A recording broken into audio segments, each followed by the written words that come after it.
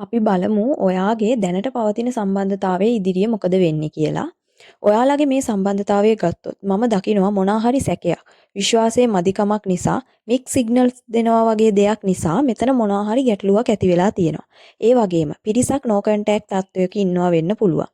මෙතනදී ඔයාගේ පාර්ට්නර් මේ සම්බන්ධය ගැන ඔයාගේ හිත සතුටු වෙන තරමේ තීරණයක් අරගෙන නැහැ. මෙයාගේ ජීවිතයට ගොඩාක් අවස්ථා තෝරා ගැනීම ලැබිලා තියෙනවා. ඔයාගේ පාර්ට්නර්ගේ ජීවිතේ ලොකු මුදල් ප්‍රශ්නයක්, ආර්ථිකයේ සම්බන්ධ ලොකු ගැටලුවක්. ඒ වගේම ෆැමිලි එකේ මොනවා හරි ලොකු ප්‍රශ්නයකට මැදි වෙලා තමයි එයා මේ වෙලාවේ ඉන්නේ. මේ සම්බන්ධතාවයේ ඉදිරිය ගත්තොත් මෙයා එකපාර හදිසි තීරණ ගන්න කෙනෙක් නෙමෙයි. හොඳට හිතලා බලලා වැඩිහිටියයගෙන් අහලා උපදෙස් අරගෙන අනාගතය ගැන හොඳට හිතලා තීරණය ගන්න කෙනෙක්. මෙයා ඉදිරියේදී මෙයාගේ ජීවිතේ හරිම ස්ථාවර තත්වයකට එනවා. ඒ වගේම හරිම ස්ථාවර ෆැමිලි ලයිෆ් එකක් ඔයාලට ගත කරන්න ලැබෙනවා. නමුත් ඒකට ටික කාලයක් ඉවසීමෙන් බලන් ඉන්න වෙනවා.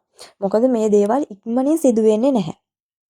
මේ රීඩින් එකේ ඔයාට රෙසිනේට් පණිවිඩ විතරක් ගන්න ඔයාටම කියලා මේ සම්බන්ධතාවය ගැන රීඩින් එකක් ඕනි නම් WhatsApp මැසේජ් එකක් දාන්න, channel එක subscribe කරන්න.